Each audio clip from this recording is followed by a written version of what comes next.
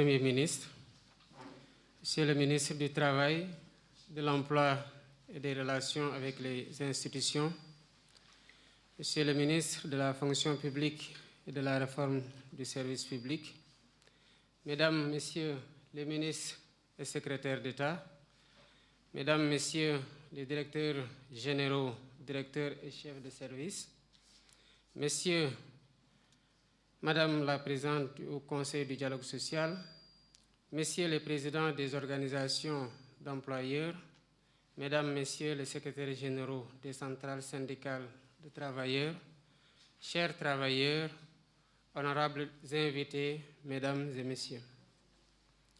Le vent de changement qui a soufflé sous nos cieux traduit chez nos compatriotes un profond désir de justice sociale, d'épanouissement dans le travail et de liberté. Notre dessein commun de prospérité passe par un chemin que nous devrons, tous, main dans la main, emprunter sans hésitation, en surmontant les embûches sans trébucher et en agissant avec éthique et responsabilité. Adossé à notre vision de transformation systémique de notre pays, nous célébrons cette année la fête internationale du travail dans un contexte marqué par notre aspiration commune à un Sénégal souverain, à un Sénégal juste, à un Sénégal prospère. Mesdames et Messieurs, le travail que nous célébrons aujourd'hui n'est plus tripalium, cet instrument de torture auquel renvoie son étymologie. Il n'est pas non plus que corvée. C'est une valeur qui libère l'homme, l'anoblit, l'éloigne des vices. J'ai saisi ce moment solennel pour mesurer les sacrifices que des générations de militants syndicaux ont consentis pour la libération de nos peuples du joug colonial, pour la préservation de la dignité des travailleurs et pour la promotion de la justice sociale. Notre patrie a vu naître et grandir de grandes figures du mouvement syndical qui, vivantes ou arrachées à notre affection, ont donné de leur sueur et de leur sang pour les grandes causes. Chers partenaires sociaux, il me plaît donc d'adresser à toutes les travailleuses et à tous les travailleurs mes chaleureuses salutations et de leur témoigner ma profonde gratitude pour les efforts quotidiens consentis au service de l'entreprise, de la société et de l'économie nationale.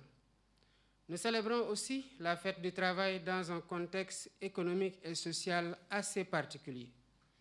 Des pressants et multiples défis interpellent le monde du travail en proie à une conjoncture économique internationale alimentée par des conflits armés, le renchérissement du coût de production, la transformation des modes d'organisation du travail, l'accroissement des inégalités et le déficit de travail décent.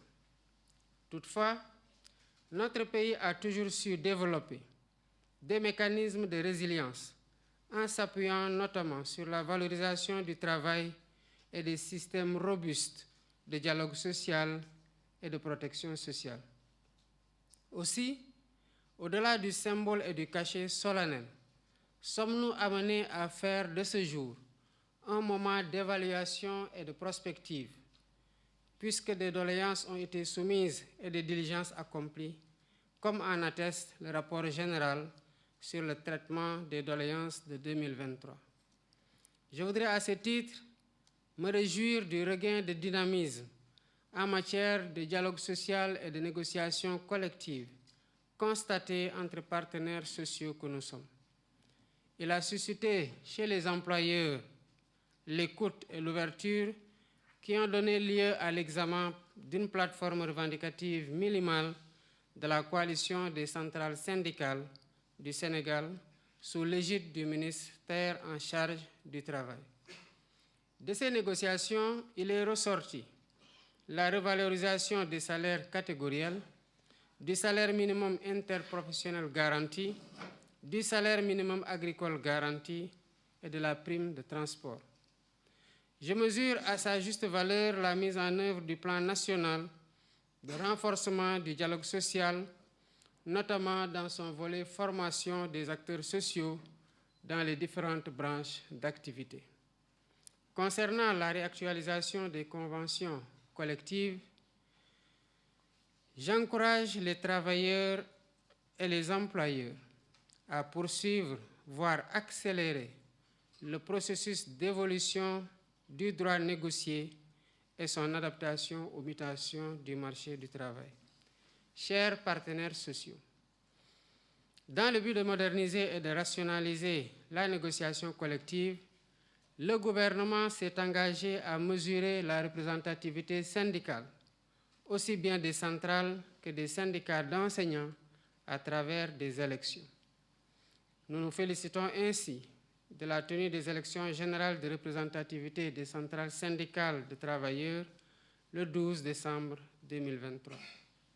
Au demeurant, ces avancées notoires ont été rendues possibles grâce à l'engagement constant et soutenu de l'administration du travail qui, dans sa mission de service public, s'évertue à réguler avec rigueur et professionnalisme les relations professionnelles et à veiller à la préservation de la stabilité sociale de notre pays.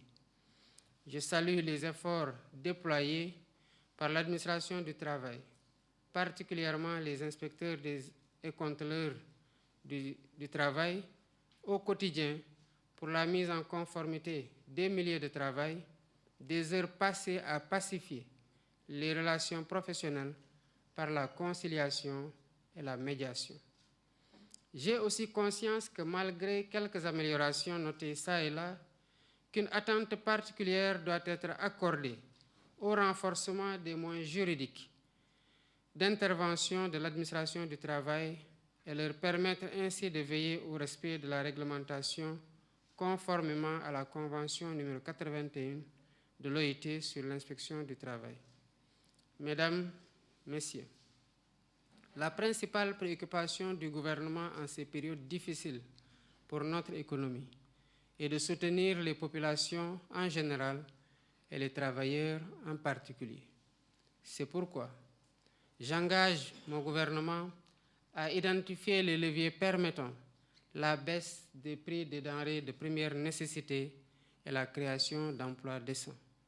Il s'agit d'une priorité absolue de mon gouvernement qui devra être soutenue par le renforcement du secteur de l'agriculture en vue d'atteindre dans le moyen terme notre souveraineté alimentaire. Je compte poursuivre pour les approfondir les initiatives déjà prises en faveur des acteurs et des unités du secteur de l'économie sociale et solidaire. Notre ambition est d'en faire un levier du développement durable et local, créateur d'emplois. Mesdames, Messieurs, à l'heure du numérique, le service public connaît de profondes mutations qui, à terme, vont permettre de juguler définitivement les lenteurs administratives dont se plaignent les usagers. Ainsi, dans le souci de moderniser l'administration, l'État du Sénégal compte engager de grands chantiers de digitalisation des procédures administratives. À ce propos, j'exhorte le ministre chargé du Travail à étendre d'une part l'initiative de dépôt et de traitement en ligne du contrat du travail déjà en cours à l'inspection du travail et de la sécurité sociale de Dakar aux autres inspections sur l'étendue du territoire national et d'autre part aux procédures telles que la délivrance des attestations de régularité et le dépôt des bilans sociaux. Par ailleurs, j'engage le ministre chargé du Travail à poursuivre la mise en place d'un système d'information intégré fédérant l'ensemble des acteurs qui interviennent dans le secteur du travail et de la protection sociale, notamment la Caisse de sécurité sociale, l'Institution de prévoyance retraite du Sénégal, IPRES, l'Institution de coordination de l'assurance maladie obligatoire et les mutuelles sociales relevant du régime simplifié pour le petit contribuable. Chers partenaires sociaux, nous considérons que l'amélioration du cadre juridique du travail et de la sécurité sociale est une préoccupation juste et légitime partagée par les employeurs, les travailleurs et au-delà, les investisseurs. Il convient donc de reconnaître que la législation du travail et de la sécurité sociale doit s'adapter aux mutations intervenues dans le marché du travail et prendre en charge les défis du travail décent. C'est pourquoi j'ai demandé au Premier ministre d'engager le gouvernement en relation avec les partenaires sociaux à une réforme du Code du travail pour mieux répondre à notre ambition de promouvoir l'emploi, l'investissement et la protection des travailleurs. En outre, ce projet de texte prendra en compte le renforcement des pouvoirs juridiques de l'administration du travail en vue d'améliorer sensiblement l'efficacité de ces interventions dans le cadre de la régulation des relations professionnelles. Mesdames, Messieurs, j'ai pris le soin de parcourir les revendications récurrentes dans le secteur public, en particulier la lancinante question des agents décisionnaires de l'éducation, les préoccupations des agents du secteur dit primaire, de même que la mise en œuvre effective de la fonction publique locale. Mon gouvernement tiendra dans les meilleurs délais, conformément à mes instructions données lors du Conseil des ministres du 24 avril 2024, des rencontres avec les acteurs afin d'y apporter des réponses appropriées pour stabiliser le climat social, gage d'un service public de qualité. En définitive, je voudrais vous assurer que le gouvernement est sensible à l'appel des organisations syndicales pour l'amélioration des conditions de vie des travailleurs et pour le renforcement de leur protection. Le gouvernement sera à l'avant-garde pour rendre aux travailleurs sénégalais sa dignité. Je voudrais réitérer mon appel à privilégier la concertation, le partenariat et le dialogue, des vertus bien sénégalaises pour la stabilité sociale et la prospérité de notre beau pays. Dans ce cadre, des discussions inclusives seront initiées pour conclure un nouveau pacte social.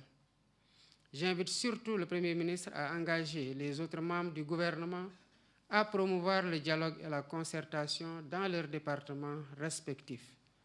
Enfin, j'exprime la disponibilité de mon gouvernement à soutenir le secteur privé dans sa mission de création d'emplois massifs et décents. C'est tout le sens de la décision que j'ai prise de regrouper les départements en charge du travail et de l'emploi avec comme finalité la cohérence des politiques et l'efficacité des actions. C'est sur cet appel que je termine mon propos, tout en vous renouvelant mes vœux d'une bonne fête de travail. Je vous remercie de votre aimable attention.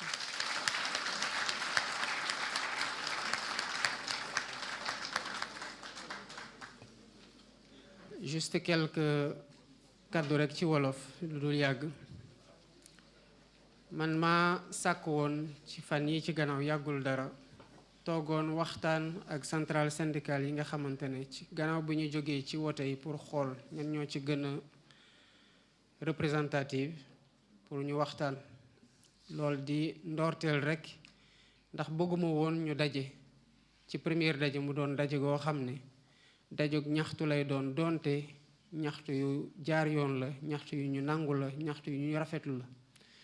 donc ci élan bu ñu waxtaanee woon keroog dinañ ko continuer incha allah ak ñeneen ñi nga xamante ne teewuñu fa woon. maa ngi ci doon waxtaan ak premier ministre pour ñuy xool naka la ñuy toogaatee gën a yaatal pour li nga xamante ne moom la travailleurs yi di woowee passif social ak li nga xamante ne moo nekk seen projection de revendication te muy yoon ndax ñun ñi ay syndicalistes lañ xam nañu bu ngeen waxee fan ngeen di waxee ak lan moo tax ngeen di wax. xëy na bu ñu waxtaanee dinañ mën a tënk dara loo xamante ne ñun ñëpp dañ ci jubboo pour gën a dalal ngeen may ñu tuuti diir rek te nattuñu ci lu ñuy doxalee ngeen xool ba xam fu ñuy mujjee ak yéen te am naa njortu gu rafet ne lépp dina baax incha allah. salaamaaleykum.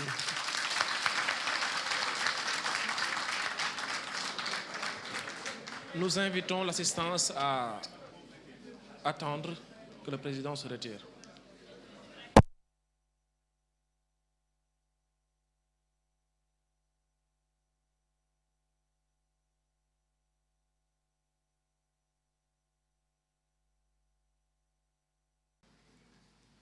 Monsieur le Premier ministre, Messieurs les ministres, Madame la Présidente du Haut Conseil, Mesdames et Messieurs les membres du gouvernement, camarades secrétaires généraux, chers travailleurs, excusez-moi, j'ai oublié dans le protocole le patronat, non vis-à-vis, je m'en excuse. Mesdames, Messieurs, camarades secrétaires généraux, Excellences, Monsieur le Président de la République, au nom des travailleurs membres de la Confédération des syndicats autonomes, la CSA, ainsi qu'à mon nom propre, je vous transmets à nouveau nos chaleureuses félicitations à l'occasion de votre brillante élection à la magistrature suprême du Sénégal. Nous prions pour que vos actions et celles de votre gouvernement soient couronnées de succès pour le bien-être de tous. La célébration de la Fête internationale du travail se tient cette année au lendemain d'une élection présidentielle à l'occasion de laquelle le peuple souverain a choisi de vous faire confiance. L'incertitude ambiante qui a prévalu durant des mois avant le scrutin, ainsi que les péripéties qui ont jalonné le processus électoral avaient fini d'ébranler la foi en notre démocratie. C'est le lieu de rendre un hommage appuyé au peuple sénégalais qui a défendu et exercé son droit de choisir librement les hommes et les femmes qui doivent présider à leur destinée. Votre appel à la réconciliation nationale, la reddition des comptes, à des audits, à l'exploitation judicieuse des rapports des corps de contrôle de notre pays, ainsi que la baisse annoncée du coût de la vie, suscite un immense espoir.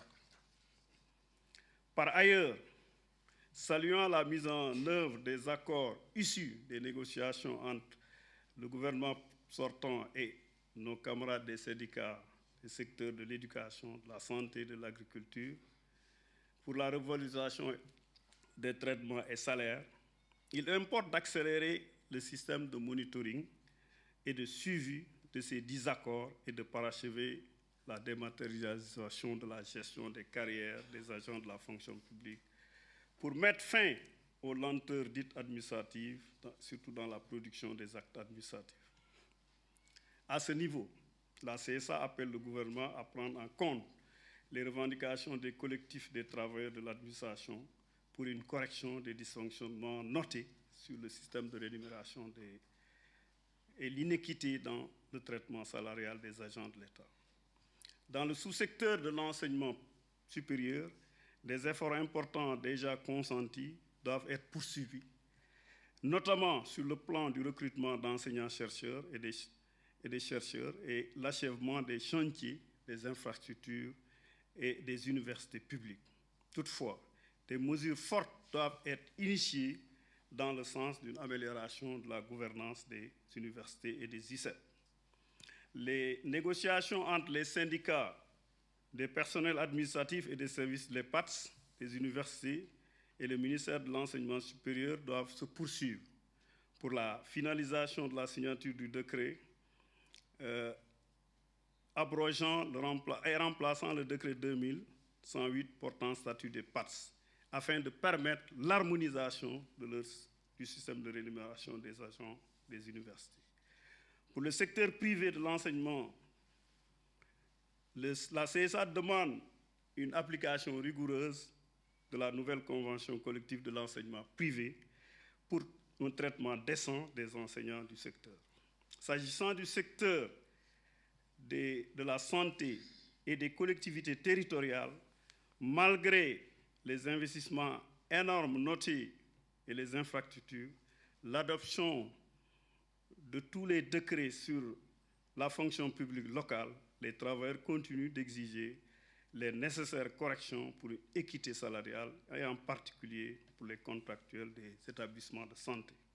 Excellences, Monsieur le Président de la République, la CSA appelle votre gouvernement à faire du règlement définitif des disparités notées dans la gestion des carrières des agents fonctionnaires de la fonction publique, je veux nommer les décisionnaires, par une révision des textes et règlements en vigueur déjà identifiés par les syndicats et le gouvernement.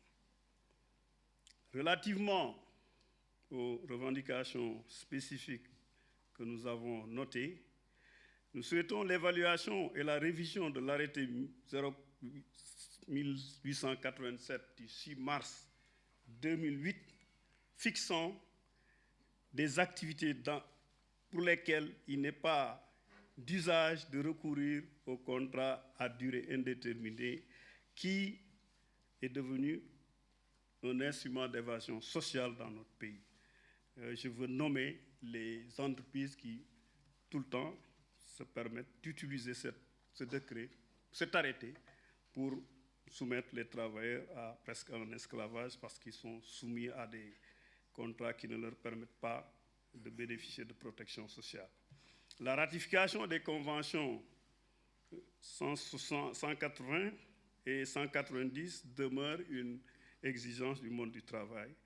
La mise en place de la haute autorité de l'égalité des chances et la généralisation de la carte d'égalité des chances, l'adoption du statut pour les maîtres artisans, le renforcement de l'inspection du travail pour la présence plus régulière dans les entreprises et un arbitrage en première instance de certains conflits de travail, afin d'éviter aux travailleurs les longs procès dans les tribunaux. L'application effective de la convention collective dans le secteur du gardiennage, la mise en œuvre effective de la nouvelle convention collective du nettoiement et la régularisation des travailleurs prestataires de la SONAGED et surtout l'ensemble des travailleurs qui n'ont pas de statut et qui abattent un travail énorme pour la propriété de notre pays. La finalisation et la restauration de la restructuration des nouvelles éditions africaines du Sénégal pour sauver cet outil suffisamment important pour la culture de notre pays. La finalisation de l'actionnariat des travailleurs de l'eau dans le capital de la Sen'Eau et l'effectivité de la représentation des travailleurs dans le conseil d'administration. Le gouvernement devra, à ce niveau, ne devra pas accepter un chantage du fermier actuel dans le cadre de la révision du prix exploitant qui générerait une augmentation du coût de l'eau. De même, la CSA réclame l'audit et l'évaluation de l'ensemble des réformes qui sont en cours, que ce soit dans le secteur urbain comme dans le secteur rural, pour redonner au service public de l'eau sa véritable vocation de donner aux populations de l'eau et de l'électricité à moindre coût. Le renforcement en moyens matériels et humains et financiers de l'autorité de l'aviation civile, l'ANACIM, l'harmonisation dans la fusion entre l'AIBD et les ADS, de même que la mise en place d'un accord d'établissement au niveau de Teranga Sûreté aéroportière pour permettre à ces travailleurs également de bénéficier de salaires décents. La question de la filialisation de la Sénélec également se pose, car l'État devrait accélérer l'arrivée du gaz qui devrait permettre le gaz to power qui aurait permis, en tout cas, une baisse importante du coût de l'électricité quand on sait que actuellement l'État du Sénégal est obligé de louer des barges qui coûtent à peu près plus de 200 milliards, ne serait-ce que pour l'année 2023. La préservation du service public de la Poste, qui est également une structure en difficulté, qui permettrait en tout cas de sauver beaucoup d'emplois.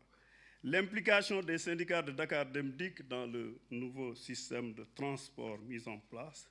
Le respect des libertés syndicales et de la négociation collective dans certaines maisons, surtout celle de la presse. Je pense que le camarade Bamba en a parlé tout à l'heure. La revalorisation des pensions de retraite et la mise en œuvre des recommandations de la 3e conférence sociale.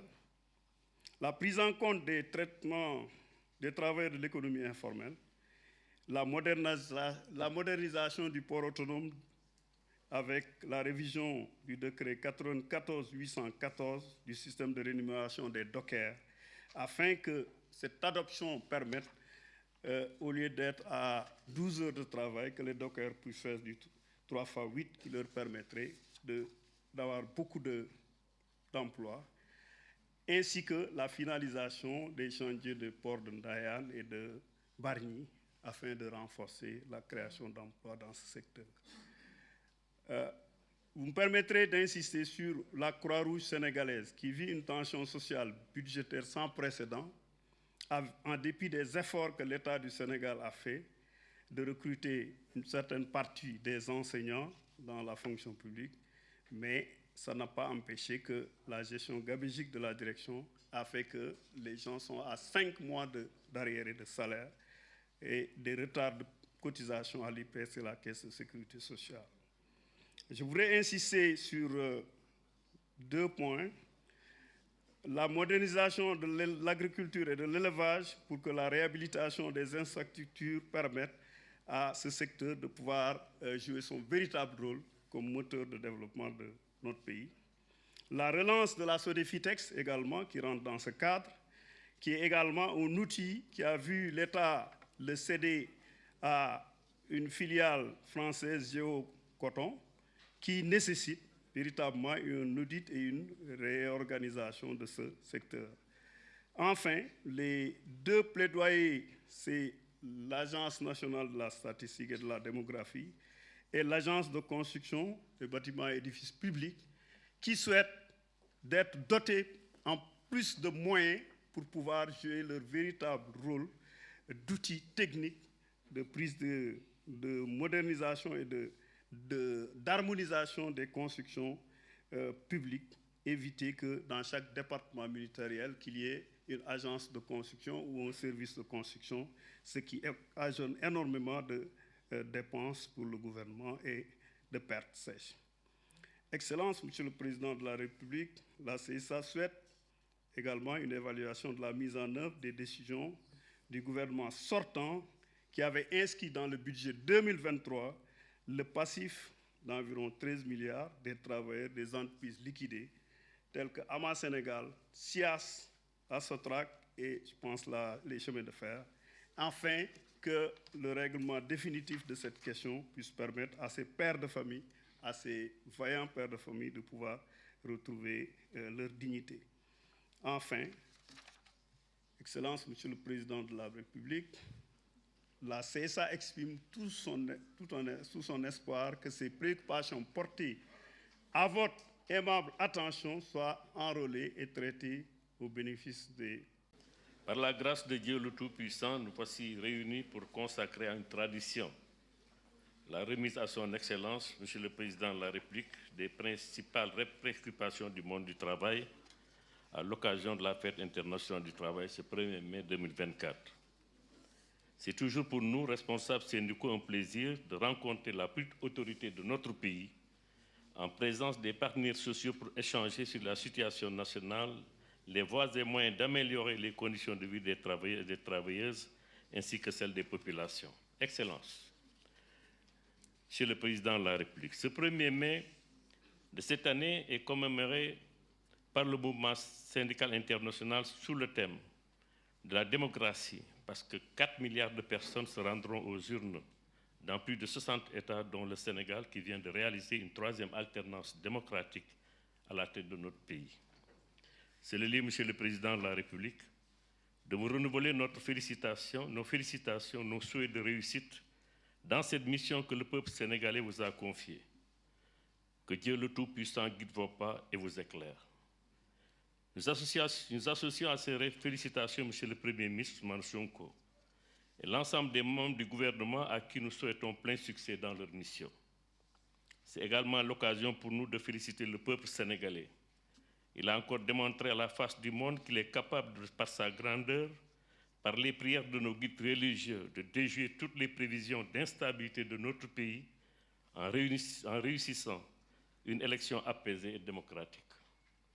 Nous profitons également de ce moment solennel pour renouveler notre appel à la classe politique afin que l'intérêt supérieur de la nation puisse prévaloir et permettre à notre pays de rattraper le temps perdu dans la marche vers le progrès social. Notre pays ne peut se permettre de vivre une campagne électorale permanente, alors que les populations attendent avec beaucoup d'impatience l'amélioration de leur pouvoir d'achat. Il est temps que les hommes politiques fassent preuve de dépassement et œuvrent au renforcement de la cohésion nationale, de la démocratie et du culte du travail. Nous vivons des moments difficiles avec les différentes crises qui se sont succédées, avec leurs conséquences, Covid-19, guerre en Ukraine et la guerre au Moyen-Orient, entre Israël et Gaza, avec des risques d'embrasement qui se profilent à l'horizon. Cette situation appelle de la part de tous les responsables un sursaut patriotique pour permettre à notre pays d'amoindrir les chocs futurs sur les populations. Excellences, Monsieur le Président de la République, vous avez hérité d'un pays avec beaucoup de priorités, certes, mais également des difficultés. D'un pays où la demande sociale est pressante et l'espoir de toute la population est porté sur les capacités de votre gouvernement à trouver rapidement des voies et moyens de sortir du mal-vivre. Mais vous avez aussi hérité d'un pays avec une longue tradition de dialogue social, qui a franchi plusieurs étapes pour constituer aujourd'hui une référence dans la sous-région et un exemple que les organisations syndicales internationales aiment citer. Ce dialogue social, socle des relations entre les partenaires sociaux, a toujours été convoqué pour trouver les solutions aux revendications des travailleurs et des travailleuses afin d'apaiser le climat social. Cette approche nous a régulièrement permis de surmonter beaucoup d'obstacles, de résoudre plusieurs crises et d'anticiper même sur les conflits. Mais force est de constater, de reconnaître que ces derniers temps, la majeure partie des préoccupations des travailleurs n'est pas prise en charge, d'où la résurgence des mouvements de grève dans plusieurs secteurs, surtout dans le public. Parmi ces mouvements de protestation, Excellent Monsieur le Président de la République, vous avez ceux des agents de la fonction publique du secteur primaire, on l'a cité tout à l'heure, de la justice, des agents contractuels de la santé, des enseignants décisionnaires, et qui subissent depuis quelques années des situations insoutenables. Tout cela parce que les accords signés ne sont pas respectés. Dans certains cas et dans d'autres, l'État n'a manifesté aucune volonté d'ouvrir des négociations, des concertations pour trouver des solutions avec les représentants des travailleurs. C'est aussi au risque de nous répéter que nous soumettons à votre Excellence les mêmes revendications que nous avons présentées à votre prédécesseur l'année dernière et qui, malgré la relance, n'ont pas encore trouvé de solution. Avec la suppression des équivalences dans le secteur de l'hôtellerie, la situation des décisionnaires, fusion des bureaux d'embauche des dockers, l'affiliation obligatoire des journaliers à l'IPRES, la caisse sociale, l'affiliation contentieuse au niveau des chemins de fer pour le paiement des pensions de retraite, les barèmes des salaires offshore, parce que ces Sénégalais sont minorés en matière de salaire, l'amélioration de la situation des jeunes journalistes reporters, l'établissement des droits du secrétaire général du syndicat des travailleurs de l'administration fiscale, la rectification de la Convention 490 sur les violences et le harcèlement en milieu de travail, l'amélioration significative des conditions de travail des agents contractuels, des agents des établissements de santé du Sénégal, l'électorat d'indemnité de logement, la reprise des travailleurs licenciés du fait de Covid dans le secteur de l'hôtellerie et le maintien des renforcements institutionnels de l'ANCAR, la signature des conventions collectives dans le secteur agro-industriel, où nous avons une phase qui se développe d'une manière exponentielle et emploie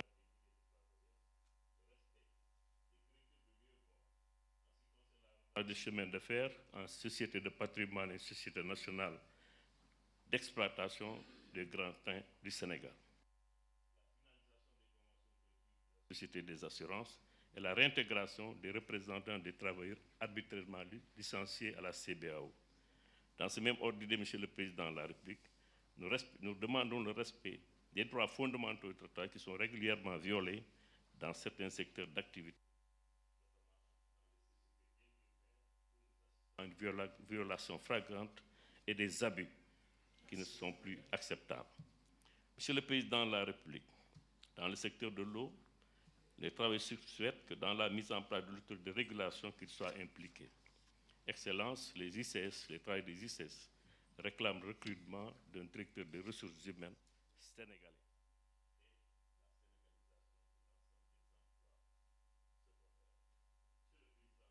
Merci.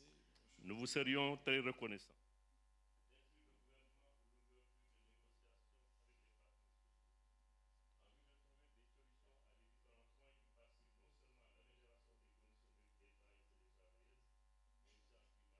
Apaisé, facteur de productivité et de production dans notre pays.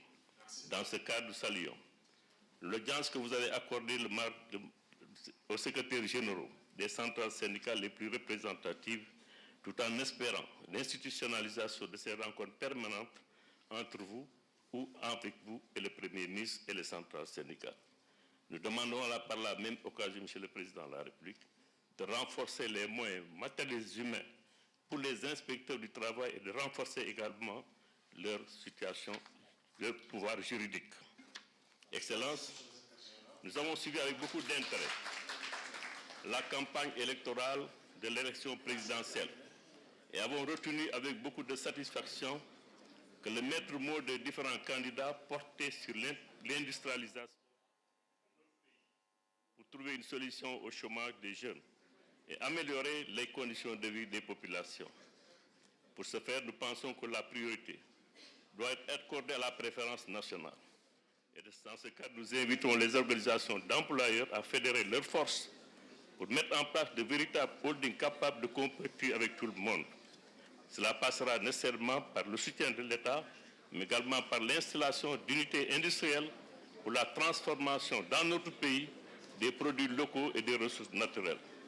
Il s'y ajoute que nous assistons à une situation de fraude qui aggrave la situation de nos entreprises. La filière textile et celle de la transformation des produits halieutiques doivent être relancées, ainsi que l'hôtellerie.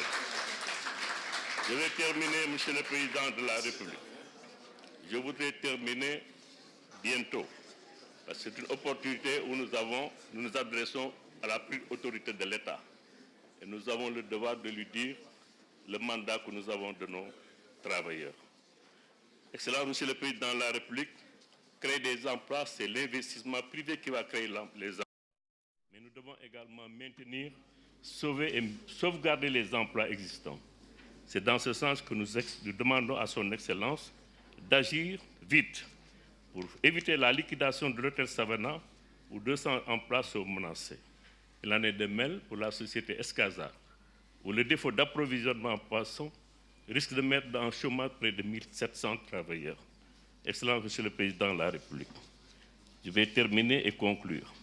Certaines de nos organisations courent depuis 3 ans derrière le récépissé ou un duplicata au niveau du ministère de l'Intérieur. Cela est inadmissible, qui doit être délivré par le ministère de l'Intérieur. Nous espérons vivement que des instructions seront données pour régler cette situation et permettre à nos organisations de pouvoir participer partout à des élections de représentativité. La Confédération nationale des travailleurs du Sénégal a été saisie et vous avez été saisi par la CIC pour vous demander d'intervenir en ce qui concerne la migration en Afrique. Et par ailleurs, cette confédération vous a officiellement saisi pour vous informer du choix du Sénégal comme pays champion pour la mise en œuvre du pacte mondial pour la migration sûre, ordonnée et régulière. Et nous espérons vivement, compte tenu de la place du mouvement syndical sénégalais au sein de cette organisation sous-régionale, qu'une suite favorable sera accordée. Monsieur le Président de la République, nous allons maintenant terminer en vous disant que nous avons foi en la capacité de votre gouvernement à conclure les changements souhaités par le peuple sénégalais en termes de bonne gouvernance, d'équité, de transparence, de compétence, mais surtout de mise en œuvre d'une politique sociale avec la baisse des prix des denrées de première nécessité et de consommation courante. Je vous remercie de votre aimable attention. Merci. Mesdames, Messieurs les membres du gouvernement, Madame la Présidente du Haut Conseil du dialogue social, Mesdames, Messieurs les employeurs, camarades secrétaires généraux, camarades membres des délégations syndicales, Excellences, Monsieur le Président de la République, pour cette première rencontre avec le mouvement syndical, qu'il me soit autorisé de rappeler les principes qui guident les relations que nous devons avoir. Des principes que vous connaissez peut-être mieux que moi. Excellences, la porte d'entrée du mouvement syndical dans la politique ne se trouve pas dans le choix des hommes qui doivent nous diriger. Le choix des hommes qui doivent diriger le pays et qui doivent diriger une partie du pays n'est pas l'affaire des syndicats. Mais une fois le peuple souverain choisit démocratiquement, librement, celui qui doit diriger le pays, c'est là où commence la porte d'entrée du mouvement syndical dans la politique, précisément dans l'élaboration des politiques publiques. L'élaboration des politiques publiques que vous aurez à faire, Monsieur le Président, nous concerne au plus haut niveau. Si ces politiques publiques sont orientées vers la demande sociale, nous accompagnons. Si c'est le contraire, nous combattons. Voilà les principes qui régissent nos relations. Excellences, nous avons bon espoir que les politiques publiques que vous allez élaborer seront orientées vers la demande sociale. En tout cas, c'est cet espoir que le peuple porte sur vous. Cet espoir, Excellence, Monsieur le Président de la République, à mon avis, et à mon fort intérieur, ne sera pas trahi. Pourquoi? Le mouvement syndical a toujours été aux côtés du peuple. Ce qui nous donne la définition de la défense des intérêts matériels et moraux des travailleurs nous confine dans une mission un peu trop étriquée. Je considère que notre action s'inscrit dans celle du peuple et que nos préoccupations intègrent celles des populations. De ce point de vue, il est important de rappeler qu'avant les indépendances, quand il s'est agi de s'engager dans les mouvements de libération ou dans les luttes de libération pour les peuples africains, la première génération de syndicalistes se sont pleinement impliqués, au point que certains d'entre eux ont pris la direction des leads et sont élus présidents de leur pays. Sont de cela Maurice Yamayego de la Haute-Volta, Houphouët-Boigny, qui était le secrétaire général du syndicat des planteurs, Ahmed Sékou Touré, entre autres. Chez nous, il y a Abbas Gueye, le père de Latif Gueye, qui nous a longtemps représentés au Palais Bourbon. Pour dire simplement que la classe syndicale s'est toujours impliquée aux côtés des populations pour accompagner leur lutte et pour atteindre leurs objectifs légitimes. Si près de 100 ans après les indépendances, Excellence, une autre préoccupation majeure se pose, celle de libérer l'économie ou les économies africaines, de débrider les économies africaines, de transformer notre continent, une préoccupation que nous partageons sur l'ensemble du continent. Si en ce moment précis, votre implication vous consacre chef de l'État du Sénégal en tant que 4e génération de syndicalistes, après celle des indépendances, nous avons bon espoir que les attentes ne seront pas déçues. L'Afrique, un continent, le continent le plus riche et le plus pauvre à la fois, vous donne raison de vous engager pour une économie africaine intégrée dans une Afrique unie. Cette mission est précieuse et soyez rassurés que vous aurez l'accompagnement du mouvement syndical. L'Afrique renferme le tiers des ressources naturelles non exploitées, les 2 tiers des terres non cultivables. Nous n'avons pas raison de laisser ce continent demeurer le continent le plus pauvre. Votre mission est noble, Excellence, et j'ai envie de citer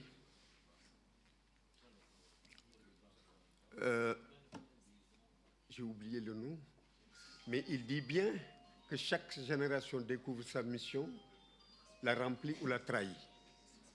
Vous avez bien découvert votre mission et nous avons espoir que vous allez la remplir. Excellence, je ne vais pas me mettre à citer les doléances que nous avons dans le cahier que nous allons vous remettre, mais je voudrais qu'il me soit permis de rappeler les types de revendications que nous avons et les attentes. Les types de revendications que nous avons, Excellence, au moment où vous accédez à la tête du pays, sont des revendications de restitution, de ce que j'appelle les revendications de restitution, des accords signés qui ne sont pas respectés, des engagements pris qui ne sont pas respectés, des droits confisqués ou spoliés et on court derrière. Ces types de revendications ne sont pas porteurs de progrès. Nous attendons à ce que cette tendance soit renversée, qu'on vide définitivement les revendications de restitution, les accords au niveau de l'éducation, au niveau de la santé, le passif social, dans le secteur du nettoiement et dans d'autres secteurs, les entreprises en difficulté, parce que les questions de l'emploi sont des questions extrêmement importantes pour vous. De ce point de vue, je pense que nous devons nous atteler à relancer notre économie à travers les entreprises en difficulté, à commencer par la Poste dans le secteur public, par la Sonacos aussi, mais dans le secteur privé, nous nous étions battus pour qu'une cellule de relance des entreprises en difficulté soit logée au niveau de la primature. J'avoue que cette cellule n'a pas joué le rôle qu'on attendait de lui. Excellence, la relance des entreprises en difficulté, les chemins de fer entre autres, la Poste, je pense que ça peut vous accompagner dans votre volonté de créer des emplois. Il me demande de terminer. Oui, je vais terminer. Je vais terminer par dire, Excellence, qu'à l'orée de cette économie pétrolière, nous nous attendons à ce que le secteur, les entreprises phares du secteur soient renforcées. Au niveau de Petrosen, il y a des difficultés dans la gestion démocratique du personnel. Et ce personnel qui a accompagné les découvertes, à mon avis, il devrait être récompensé et non réprimé. Donc, il y a bien lieu qu'au niveau de Petrosen, que la gestion du personnel soit beaucoup plus juste, beaucoup plus équitable. Excellence, au niveau de la SAR a une mission qui inspire le syndicat du pétrole dans son engagement. Avant les indépendances, tous les pays d'Afrique qui avaient des raffineries ont une ambition confinée sur le plan national. La société de raffinage, la CIV, la société ivoirienne de raffinage, la société ghanéenne de raffinage, la société camerounaise de raffinage. Mamadou Dia, feu Mamadou Dia, que Dieu verse sa bénédiction sur lui, avait l'ambition de créer la société africaine de raffinage. Son ambition, c'est de faire du Sénégal un hub pétrolier pendant qu'on ne savait pas qu'on aurait du pétrole. Cette ambition, nous devons la porter tous pour que la SAR aide le Sénégal dans cette économie pétrolière à être un hub dans la sous-région. Aujourd'hui, je pense que nous avons des raisons d'espérer parce que les raffineurs de la SAR, à un moment donné, et c'est là que je vais terminer, les majors, quand ils ont eu le pressentiment que le Sénégal serait un pays pétrolier de rang mondial, ils ont tout mis en œuvre pour fermer la SAR et d'en faire un dépôt pétrolier, pour nous imposer la posture du Nigeria qui était pays producteur sans raffinerie. Tout le brut était importé, traité par les raffineurs du Nord, retourné au Nigeria, vendu plus cher. C'est cette posture qu'on a voulu nous imposer. Les travailleurs du pétrole ont dit non. L'État nous a accompagnés. Ils ont retiré l'assistance technique. C'est là où il faut saluer les raffineurs sénégalais. Pendant que l'assistance technique a été retenue par les majors, les raffineurs ont porté haut le flambeau. L'actuelle équipe dirigeante est en train de faire des résultats sans la marge de soutien. La marge de soutien est donnée à toutes les raffineries du monde, y compris les États-Unis. Pourquoi on retire la marge de soutien à la SAR à l'orée de l'économie pétrolière? Excellence, je vous remercie. Merci de terminer. Du dialogue social, Mesdames, Messieurs, membres du patronat, camarades secrétaires généraux, Mesdames, Messieurs, en vos rangs et qualités, chers confrères et consoeurs, journalistes, Excellence, Monsieur le Président de la République, à l'entame de mon propos, je rends grâce à Dieu de nous permettre, pour une nouvelle et dernière fois, de nous adresser à la plus haute autorité de l'État du Sénégal à l'occasion de la fête du travail. Recevez, Monsieur le Président de la République, les vœux de succès suite à votre brillante élection au premier tour pour votre toute première tentative d'accession à la magistrature suprême. Que le bon Dieu vous inspire et vous aide à supporter la lourde charge de chef de l'État du Sénégal. Se faire le porte-voix de mes confrères et consoeurs est un exercice difficile, surtout lorsque c'est la toute dernière fois que je m'y conforme. Dans le contexte qui est le nôtre et qui renseigne d'une période trouble pour les entreprises de presse et pour les travailleurs des médias, vous comprendrez, Monsieur le Président de la République, la complexité de cette adresse. Monsieur le Président de la République, en attendant que vous veuillez bien accorder une audience à la coordination des associations de presse pour la remise des conclusions des assises des médias, permettez-moi de tenter un discours mixte articulé autour de réalisations, somme toute réelles, de l'État du Sénégal et des attentes très légitimes de la part des travailleurs des médias.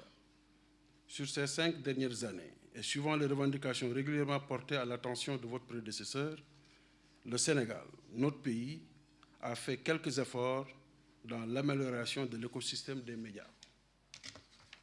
Notre pays a ainsi mis en place une commission nationale de la carte de presse, défini ce qu'est une entreprise de presse par décret, mis en place un système de financement de l'audiovisuel public par décret également, et mis en place un système de gouvernance, notamment de la maison de la presse. Le Sénégal s'est également doté, durant cette période, d'un fonds d'appui et de développement de la presse. Ce sont là des acquis tangibles, même si, sur certains points, des améliorations sont possibles. Le Sénégal, Monsieur le Président de la République, reste très en retard sur d'autres points qui sont nécessaires pour améliorer l'écosystème et le système de gouvernance des médias. À ce titre, nous pouvons noter, pour le déplorer, que notre pays ne dispose toujours pas d'une loi d'accès à l'information, pourtant programmée depuis 10 ans, d'une nouvelle loi sur la publicité, l'actuelle datant de plus de 40 ans, et surtout le Sénégal refuse de se doter d'un mécanisme de contrôle effectif des entreprises de presse, ce qui se traduit, comme vous le savez vous-même, pour l'avoir dit en public, par la précarité organisée dont sont victimes les jeunes reporters et techniciens de l'information et de la communication. Mais également, vous conviendrez avec moi que le manque de contrôle des entreprises, au-delà de porter atteinte à l'existence sociale des travailleurs, contribue à violer un droit constitutionnel des Sénégalais, celui de disposer d'informations plurielles et utiles à travers les médias, sans oublier que l'État est quasi obligé, souvent, de se délester de ses propres ressources fiscales notamment, pour perfuser un secteur qu'il se refuse lui-même, État, de normer. Monsieur le Président de la République, le plus gros manquement qu'enregistre notre pays est le refus de mettre en place un organe de régulation adapté au pouvoir élargi, au fonctionnement autonome et jouissant d'une indépendance de moyens. L'absence de cet organe dans notre écosystème favorise l'existence de contenus indignes de notre population. Dans les médias sénégalais, on fait la publicité de produits dangereux, notamment les produits de dépigmentation, on fait la promotion du charlatanisme. Dans nos radios et télévisions, des émissions entières sont consacrées à expliquer des rêves.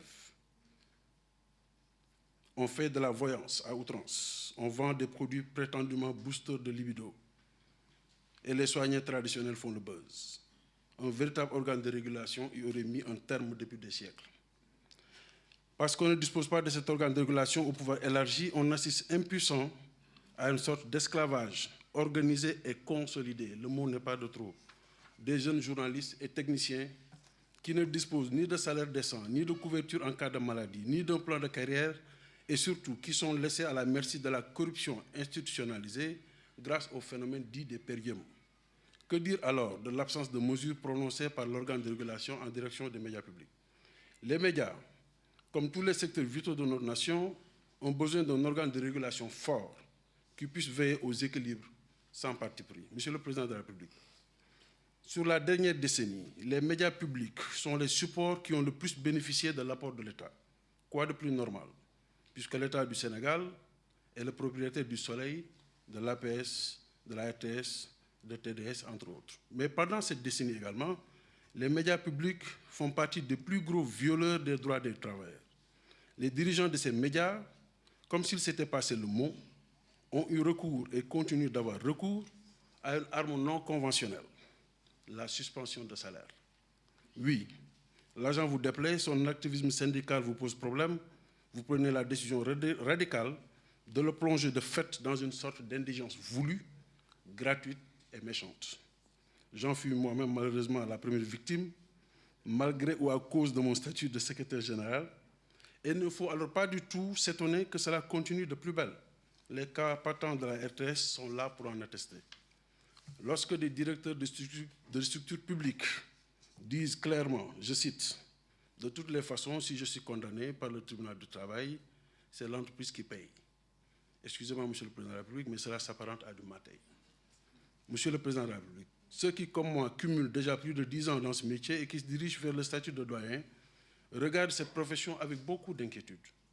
L'absence de normes dans ce secteur prédit des lendemains très sombres, pas seulement pour les journalistes et techniciens, mais pour toute la population. Le Sénégal de la presse privée, c'est malheureusement celui où on peut dénombrer, du jour au lendemain, 59 quotidiens, à quelques semaines de l'élection présidentielle notamment, dont certains de ces quotidiens ne font que des unes sous format PDF, qui sont reprises dans les revues de presse. Aucun emploi créé et un accès sinueux aux conventions commerciales supportées par l'État et ses démembrements. Le Sénégal de la presse privée, qu'on n'aime pas, c'est celui où un directeur de publication, en l'occurrence d'un site comme Sénégo, administre son entreprise en restant en Europe, encaisse de la publicité et des revenus, Accent, ne compte pas un seul salarié décemment payé et qui, repris par l'inspection du travail de Dakar, refuse de s'exécuter et de se mettre aux normes. Ce n'est là que le dernier exemple d'anomalie que compte notre presse. La nébuleuse du secteur de cette presse est comme une gangrène. Seul l'État peut y mettre un frein. Une des preuves est dans l'importation du papier journal, une nébuleuse où le produit totalement détaxé se retrouve à servir d'emballage de pain dans les boulangeries. Une vraie mafia qui fait perdre des recettes aux douanes et enrichit quelques individus. Monsieur le Président de la République, il faut le dire et le souligner, l'État du Sénégal est le principal pourvoyeur de recettes des entreprises de presse. À travers la publicité dite convention commerciale, l'État central, certains de ses services déconcentrés, ses agences et autres organes en charge de missions de service public, mais aussi certains programmes exécutés par l'État permettent à la presse d'exister économiquement. Le même État, en ne taxant pas les revenus Google et la publicité digitale, fait encore la part belle aux médias. Sauf qu'il y a un déséquilibre qui peut être à la longue problématique. Disposer en effet d'un décret de financement de l'audiovisuel public est une très bonne chose. L'étendre aux autres médias publics serait plus juste. Mais surtout, limiter la part de la publicité et du commercial dans les budgets des médias publics au profit des médias privés, comme c'est le cas dans certains pays, est une doléance des plus légitimes si on veut garder la cartographie de la diversité médiatique du Sénégal. Il ne s'agit ni plus ni moins que d'organiser le secteur et de le réguler au point que toute entreprise de presse puisse être viable. Le cahier de doléances qui vous sera remis est un condensé des difficultés que vivent les employés de la presse sénégalaise, du public comme du privé, et une invite à la résolution. C'est possible et c'est faisable. Pour conclure, Monsieur le Président de la République, permettez que je rende hommage à mes doyens, secrétaires généraux de centrales syndicales. Ils ont été là, ils sont là, ils seront encore là, s'il plaît à Dieu, jusqu'à ce qu'arrive l'heure pour eux de prétendre à un repos mérité. L'expérience accumulée par eux, leur dévotion à la cause des travailleurs doivent être capitalisées et servir aux prochaines générations. Vous-même avez été syndicaliste, vous savez qu'il n'y a pas plus grand sacrifice que de se mettre au service de ses collègues. Que vous soyez remerciés, messieurs, dames, secrétaires généraux de syndicats, secrétaires généraux de centrales syndicales. Je vous remercie pour toute l'affection que vous m'avez témoignée au cours de ces 5 dernières années, malgré que le SYNPICS n'est affilié à aucune de vos centrales. Que Dieu vous garde. Vive le Sénégal, vive la presse, vive les travailleurs.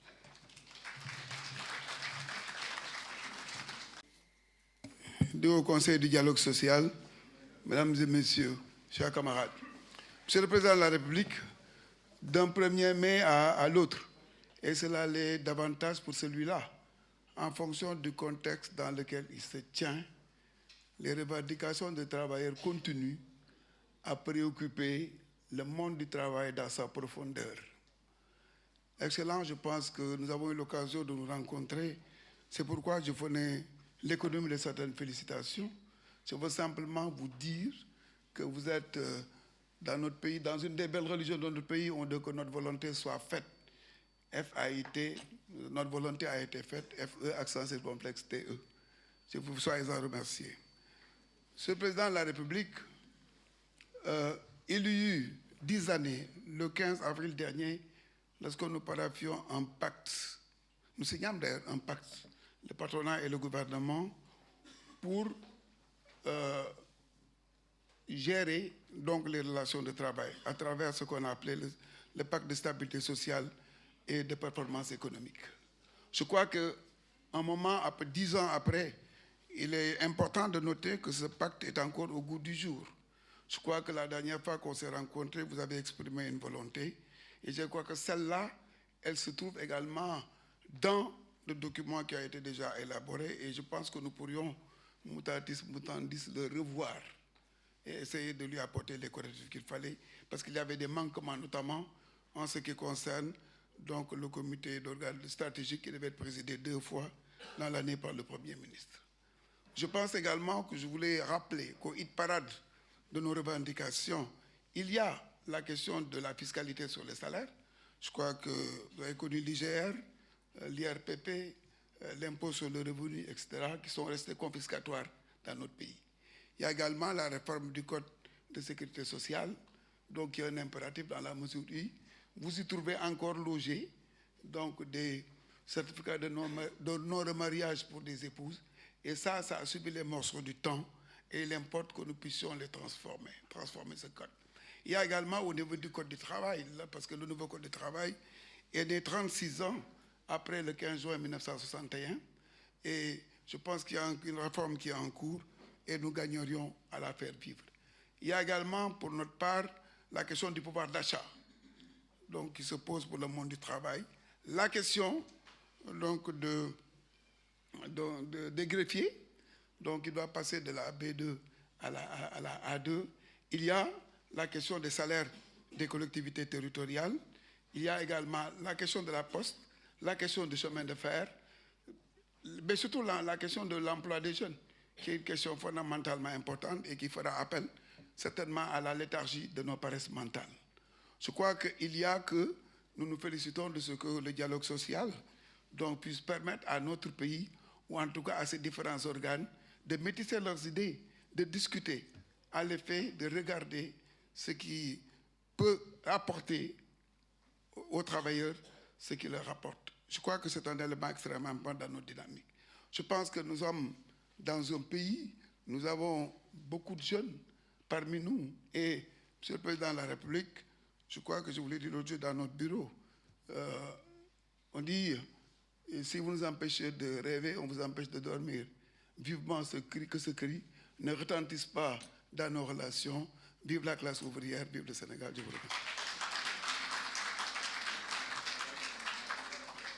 Merci, M. Mademba Sok.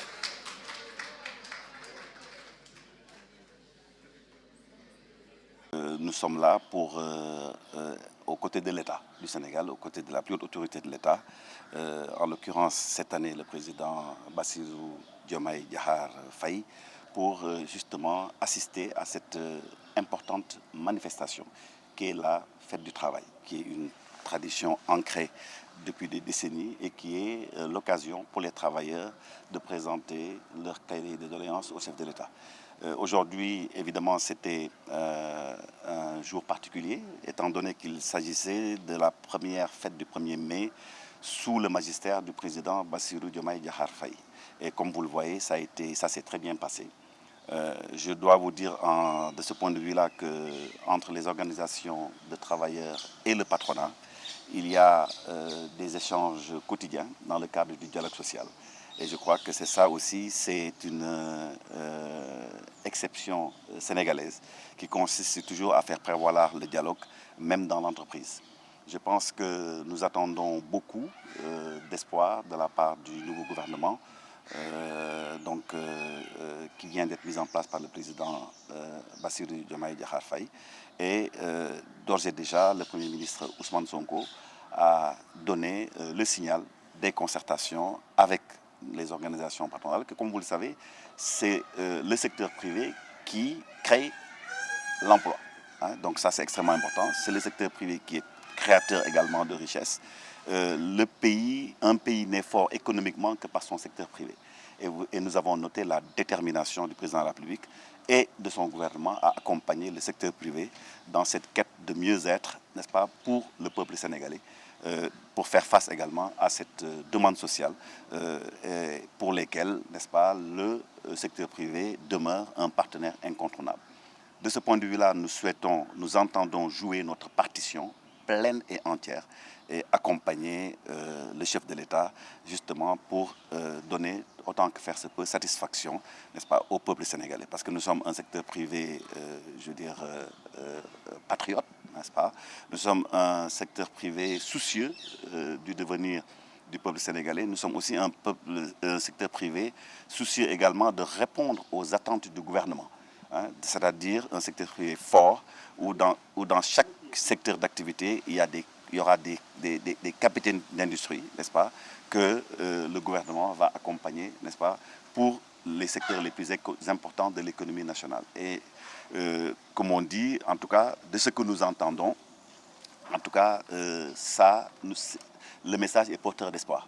Et nous sommes certains, effectivement, que les défis seront relevés et que nous arriverons ensemble avec le gouvernement à donner satisfaction au peuple sénégalais. Évidemment, Paris ne s'est pas construit en un seul jour. Il faudra un minimum de patience, mais je pense que nous y arriverons parce que quand même, c'est un nouveau tournant pour le pays et je pense que le secteur privé aussi attend du gouvernement la prise en charge d'un certain nombre de préoccupations, notamment au niveau de la commande publique, n'est-ce pas, notamment au niveau, n'est-ce pas, de la prise en compte d'un certain nombre de préoccupations de nature à renforcer le rôle, n'est-ce pas, du secteur privé dans cette création d'emplois si chère au gouvernement du Sénégal.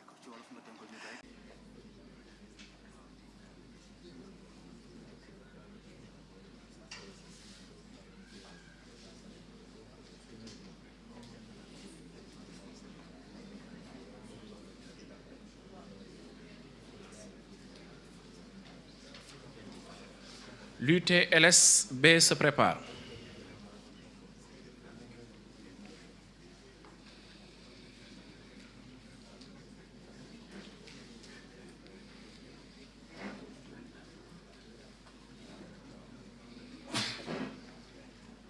Merci.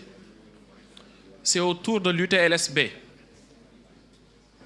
La délégation de l'UTLSB est invitée à remettre son cahier de doléances.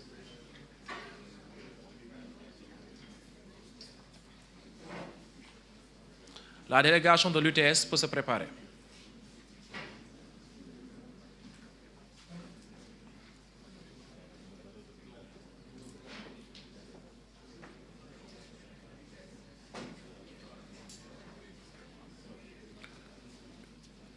UTS.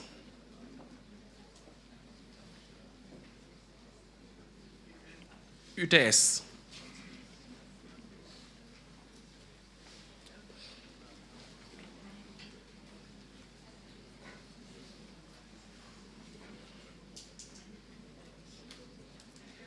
La délégation de COGES est appelée à se préparer.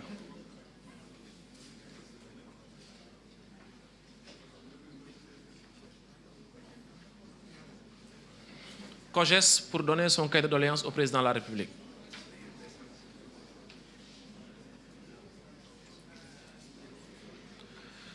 La CGTDS se prépare. C'est au tour de la CGTDS.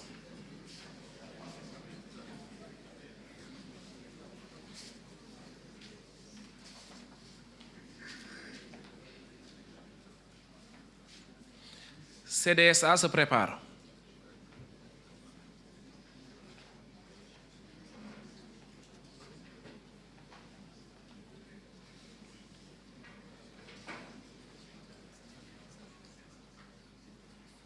C'est maintenant au tour de la CDSA.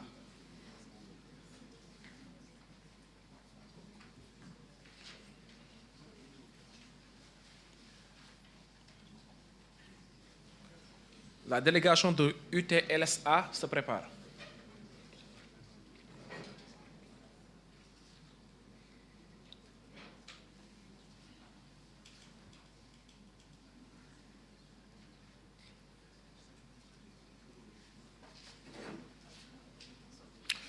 UTLSA.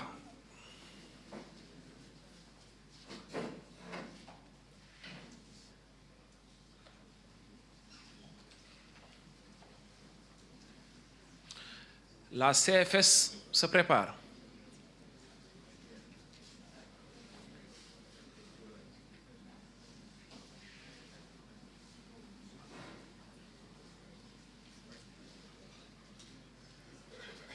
C'est au tour de la CFS.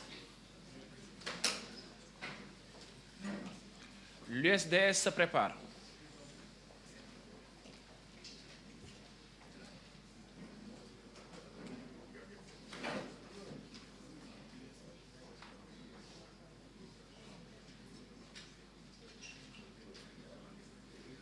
L'USDS se prépare, c'est à son tour.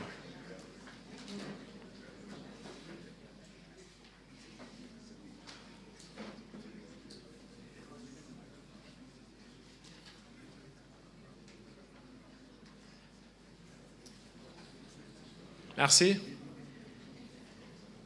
C'est au tour de l'USDS. La CNTLS se prépare.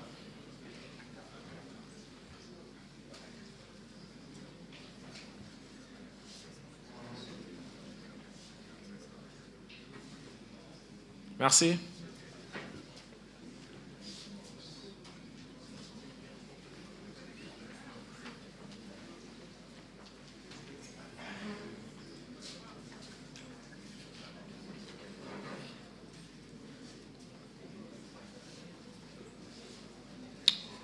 Merci.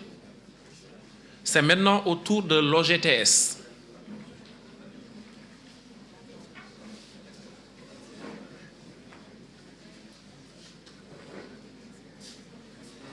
La STDS se prépare.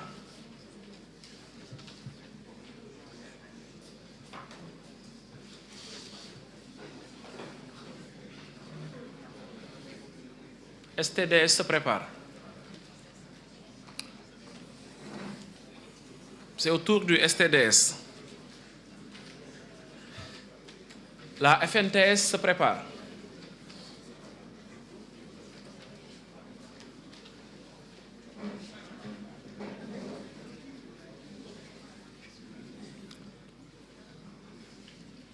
Merci.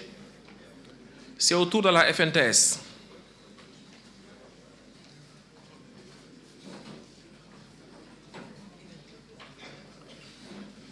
La CNSP se prépare.